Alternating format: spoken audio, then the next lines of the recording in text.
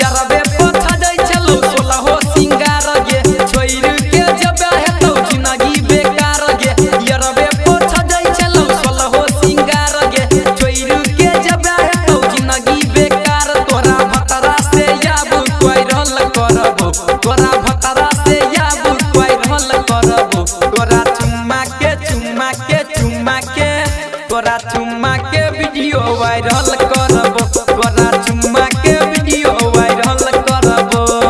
यारबे पोछा जाय चलो सोला हो सिंगार गे छोइर के जबे हेतौ जिंदगी बेकार गे यारबे पोछा जाय चलो सोला हो सिंगार गे छोइर के जबे हेतौ जिंदगी बेकार तोरा भतरा से याबू वायरल करबो तोरा भतरा से याबू वायरल करबो तोरा चुम्मा के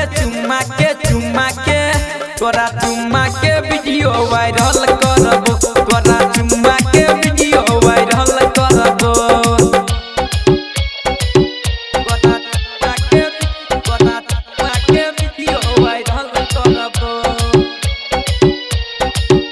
तोरा चुम्मा के वीडियो वायरल करबो गोविंद बिहार चढ़ल जवानी तोहर भजे तो ना सके भतरा तोहर छौरी रहतौ उपास गे चढ़ल जवानी तोहर भजे तो ना सके भतरा तोहर छौरी रहतौ उपास गे कॉल रिकॉर्डिंग वायरल करबो कॉल रिकॉर्डिंग वायरल करबो तोरा चुम्मा के तोरा चुम्मा के वीडियो वायरल करबो तोरा चुम्मा के वीडियो वायरल करबो। अभी आप सुन रहे हैं मालिन से ऋषि रिकॉर्डिंग स्टूडियो की शानदार प्रस्तुति।